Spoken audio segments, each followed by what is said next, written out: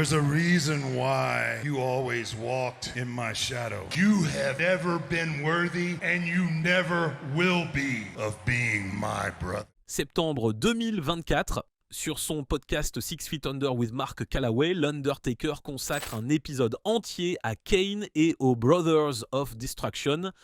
Et ce qu'il dit va à l'encontre de tout ce qu'une rivalité de catch est censée être. Pas un mot de critique, pas une pique, pas une tension voilée, juste un homme de 61 ans qui raconte comment un autre homme qu'on lui a demandé de jouer comme son ennemi durant 25 ans est devenu son frère pour de vrai. Il dit qu'il n'y aurait pas eu de Kane sans lui, il dit que Kane ne serait pas devenu ce qu'il est devenu sans son soutien en coulisses, et il dit que s'il pouvait recommencer tout ça, il ne changerait rien. Cette histoire n'est pas une histoire de rivalité. C'est une histoire de fraternité construite dans l'obscurité, derrière les caméras, loin des projecteurs, et elle mérite d'être racontée en entier. Mark William Calloway naît le 24 mars 1965 à Houston, au Texas. Il est le cadet de 5 frères, tous plus grands que la moyenne, tous sportifs. Son père Frank et sa mère Betty l'élèvent dans un foyer simple ancré dans les valeurs du Texas profond.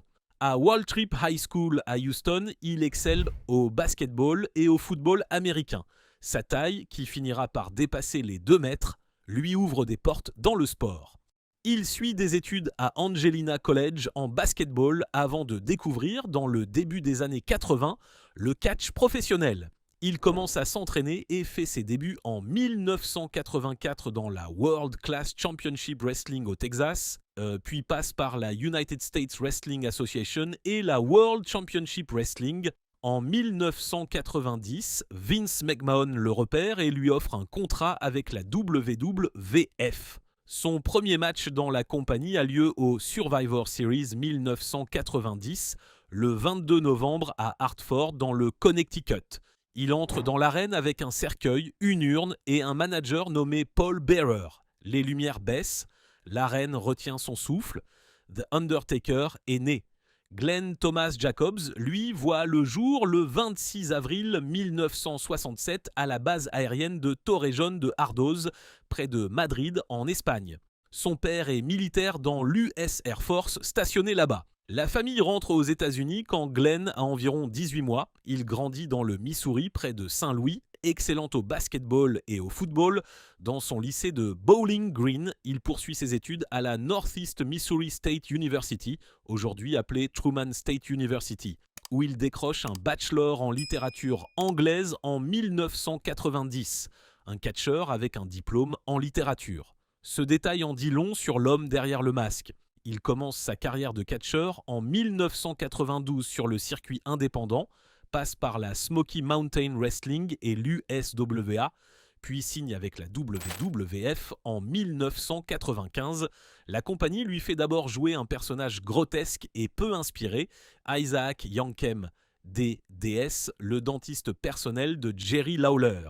Son premier match télévisé à SummerSlam 1995 l'oppose à Bret Hart dans un combat qui se termine en disqualification. Le personnage disparaît rapidement des grandes affiches. Un géant avec une blouse blanche et des dents pourries comme gimmick. L'idée ne prend pas. Puis en septembre 1996, la WWF le recycle en fake diesel censé imiter Kevin Nash qui venait de partir pour la WCW. Ce personnage est encore moins convaincant que le premier. Glenn Jacobs, derrière ses masques qui ne lui vont pas, est clairement quelqu'un d'autre. Quelqu'un de bien plus grand, c'est Vince McMahon qui a l'idée du frère caché. L'idée de créer un personnage lié à l'Undertaker par un passé tragique, un frère supposément mort dans l'incendie d'un salon funéraire, défiguré et rejeté dans l'ombre, qui réapparaît pour se venger. Vince consulte l'Undertaker sur la création du personnage et dans son podcast de septembre 2024, l'Undertaker dira que dès les premières discussions sur Kane, il a ressenti immédiatement que quelque chose de spécial allait se passer. Pas juste un nouveau personnage de plus, un alter ego, un miroir, un adversaire capable de lui tenir tête sans détruire le mythe autour de lui. La WWF commence à préparer le terrain des mois à l'avance. Paul Bearer, le manager de l'Undertaker, commence à mentionner dans ses promos l'existence d'un secret terrible lié au passé de son protégé. Un frère, Un feu, une trahison. Le mystère s'installe progressivement. Le 5 octobre 1997, au Kemper Arena de Kansas City dans le Missouri. L'événement s'appelle Bad Blood in Your House. Ce soir-là a lieu le tout premier Hell in a Cell de l'histoire de la WWE. L'Undertaker affronte Shawn Michaels dans une structure d'acier géante, une cage qui enveloppe entièrement le ring et ses abords.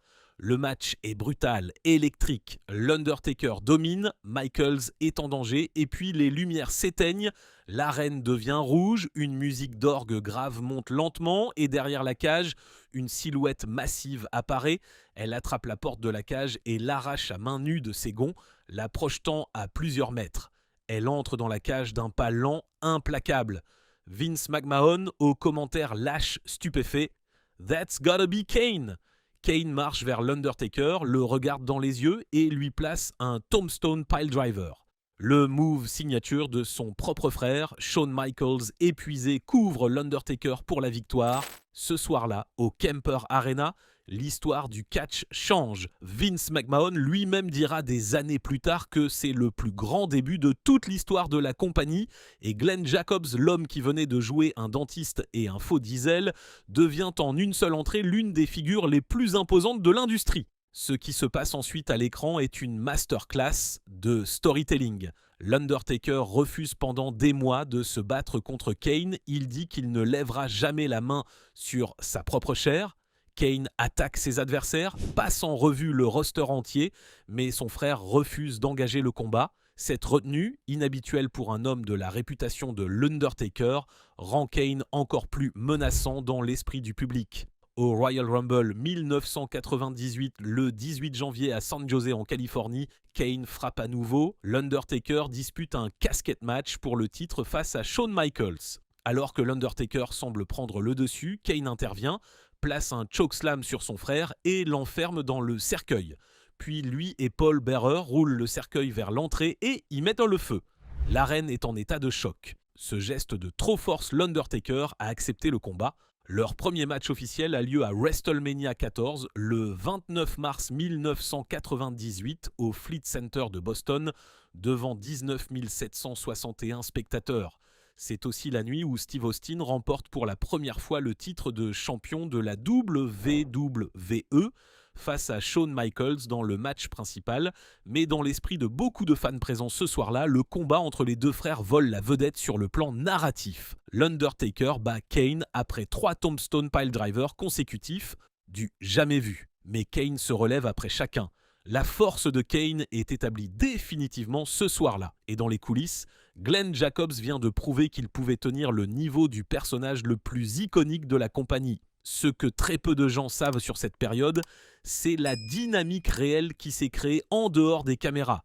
L'Undertaker aurait pu ignorer Glenn Jacobs entre les matchs, gérer sa propre carrière, laisser la direction s'occuper des storylines de son partenaire. Il ne l'a pas fait.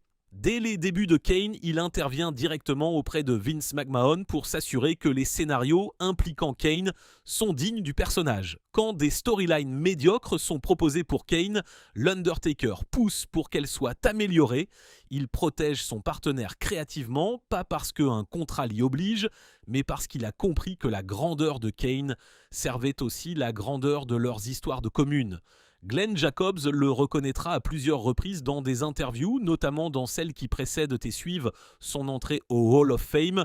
Il dira qu'il n'y aurait pas eu de Kane sans l'Undertaker. Pas seulement dans le sens scénaristique du terme, mais dans le sens humain du terme. L'homme lui a montré comment se comporter dans ce milieu, comment tenir une position de vedette sans écraser les autres, comment allier le respect de l'institution et l'authenticité personnelle. Il y a un moment capital dans leur relation en coulisses qui illustre tout. À un moment de sa carrière, pas encore totalement identifié publiquement dans le temps, Kane traverse une période difficile. Personnellement et professionnellement, il se pose des questions sur sa place dans la compagnie, sur ce qu'il fait là, sur l'envie de continuer. Il envisage sérieusement de quitter la WWE. C'est l'Undertaker qui l'appelle. Et l'Undertaker lui dit une chose simple, directe. Tant que tu prends du plaisir et que tu en es capable physiquement, c'est ton choix de continuer. Personne d'autre ne devrait décider ça à ta place. Kane est resté. Cette conversation a changé le cours de sa carrière et il le dira lui-même publiquement, sans détour, à plusieurs reprises. Un homme qui pouvait très facilement rester dans son propre monde de star a choisi de tendre la main à quelqu'un en difficulté. Ce n'est pas anodin dans un milieu aussi individualiste que le catch professionnel. Les Brothers of Destruction fonctionnent comme équipe officielle à plusieurs reprises entre 1998 et leur dernière réunion.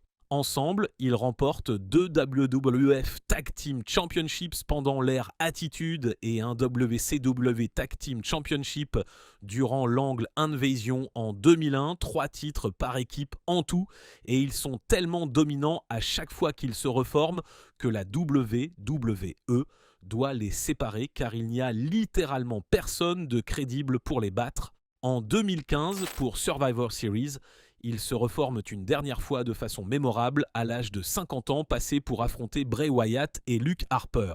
L'arène explose. Ces deux hommes, avec une décennie de moins de mobilité et de fraîcheur physique, produisent encore quelque chose de magique simplement en entrant ensemble dans l'arène. Le 2 novembre 2018, au Crown Jewel en Arabie Saoudite, ils disputent leur dernier match en équipe contre Triple H et Shawn Michaels.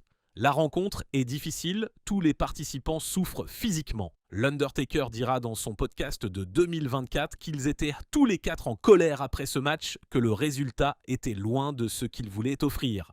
C'est la fin de leur parcours commun en ring. Le 24 mars 2021, lors d'un épisode du show The Bump diffusé sur Peacock, quelque chose se passe que personne n'oubliera. L'Undertaker est en plateau.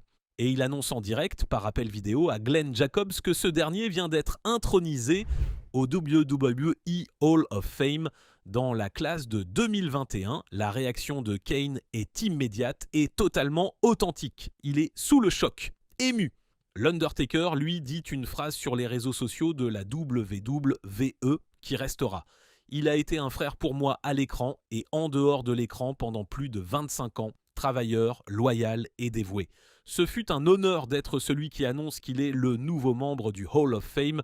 Ce ne sont pas des mots de communication, ce ne sont pas des formules convenues pour une cérémonie, ce sont les mots d'un homme qui a passé un quart de siècle à construire quelque chose de solide avec quelqu'un d'autre et qui prend le temps de le dire publiquement. Le 1er avril 2022, à l'American Airlines Center de Dallas au Texas, l'Undertaker lui-même est intronisé au Hall of Fame. Son discours, unanimement salué comme le meilleur de l'histoire de la cérémonie, dure près d'1 heure.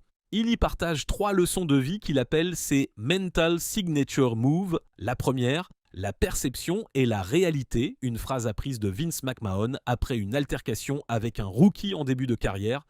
La deuxième, les orteils que tu écrases aujourd'hui sont peut-être attachés au postérieur que tu devras embrasser demain. Une sagesse de son père transmise après son premier titre mondial. La troisième, ne te contente jamais de moins que ton potentiel. Il rend hommage aux techniciens, aux agents, aux lutteurs qui ont partagé sa route. Il remercie Triple H et Shawn Michaels pour leur match légendaire. Il mentionne sa femme Michelle McCool, Paul Bearer disparu en 2013, ses parents. Et il parle de Kane, il le remercie pour leur amitié et il lui glisse une pique affectueuse en disant que Kane lui a volé tous ses moves. Il fait une blague sur la reconversion politique de Glenn Jacobs, devenu maire de Knox County dans le Tennessee en 2018. Kane, assis dans la salle, rit aux éclats. Toute la salle rit, ce moment de légèreté entre deux géants de 120 kilos qui ont passé des décennies à se détruire mutuellement sur grand écran dit tout sur ce qu'ils sont devenus pour l'un et l'autre. Et justement, la carrière politique de Glenn Jacobs mérite une pause.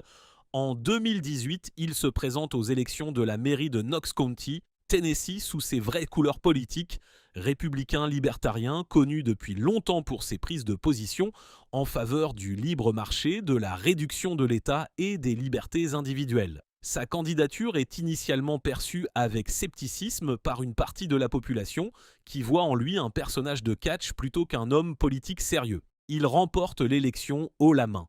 Il gagne, il devient le premier ancien catcheur de la WWE à occuper une fonction élective dans l'histoire américaine. Et quand il mène sa campagne électorale à Knoxville, une personne vient le soutenir en déplacement spécial. L'Undertaker.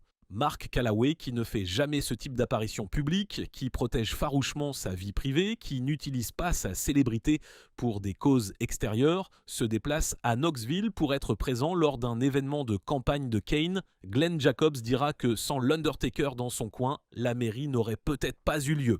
Que son soutien a eu un poids réel dans la façon dont les habitants de Knox County ont perçu sa candidature. Il sera réélu en 2022 pour un second mandat. Il y a une autre dimension de cette histoire qui mérite d'être soulignée. L'Undertaker a passé toute sa carrière à maintenir le mystère autour de son personnage. Il ne sortait pas de son gimmick en public, il refusait les interviews hors contexte. Il protégeait l'illusion du Deadman comme une religion. Et pourtant, à chaque fois qu'il était question de Kane, il baissait la garde. Il parlait de Glenn Jacobs, l'homme, pas de Kane, le personnage. Parce que ce que Kane représentait pour lui dépassait les limites du personnage. Ce que l'Undertaker dit sur Kane dans toutes ses interventions depuis sa retraite en ring en 2020 va toujours dans le même sens. Sur le podcast de septembre 2024 entièrement consacré aux Brothers of Destruction, il revient sur la création du personnage, sur leur match catastrophique de Crown Jewel 2018, sur les moments forts de leur tag team. Il dit que Kane est un homme d'une loyauté et d'un dévouement rares dans ce métier. Il dit qu'ils méritent probablement tous les deux, en tant que Brothers of Destruction, une entrée commune au Hall of Fame. Mais il ajoute avec son sens de l'humour caractéristique qu'il espère que ce discours sera plus court que celui de 2022. Il aborde aussi le match de Crown Jewel avec franchise. Tout le monde était furieux après, le résultat n'était pas à la hauteur de ce qu'il voulait offrir et cette frustration était partagée par les 4 participants. Cette honnêteté sur leurs propres limites, assumée sans chercher d'excuses, est une autre dimension de ce que leur relation a produit. 2 hommes qui peuvent se parler franchement, y compris sur les moments qui n'ont pas fonctionné. L'histoire de Mark Calaway et Glenn Jacobs est unique dans l'histoire du catch professionnel pour une raison très précise. Elle ne raconte pas une guerre, elle ne raconte pas une trahison, une jalousie, une rancune. Elle raconte comment 2 hommes qu'on a habillés en ennemis jurés ont choisi, délibérément et dès le début, de construire quelque chose de vrai en dehors du scénario. Comment l'un a protégé la carrière de l'autre en coulisses, comment l'un a retenu l'autre de partir quand tout semblait perdu. Comment l'un s'est déplacé dans une ville qu'il ne connaissait pas pour soutenir la campagne politique de l'autre. Comment l'un a choisi l'autre pour annoncer en direct une des nouvelles les plus importantes de sa carrière. À 61 ans, l'Undertaker ne parle pas de Kane comme d'un collègue de travail, il parle de lui comme d'un frère, et dans une industrie où les vraies amitiés sont rares et les trahisons fréquentes, cette constance sur 25 ans dit quelque chose d'essentiel sur les 2 hommes derrière les personnages, le Deadman et le Big Red Machine. Mark Calaway et Glenn Jacobs, 2 hommes qui n'ont pas besoin d'avoir le même sang pour être famille.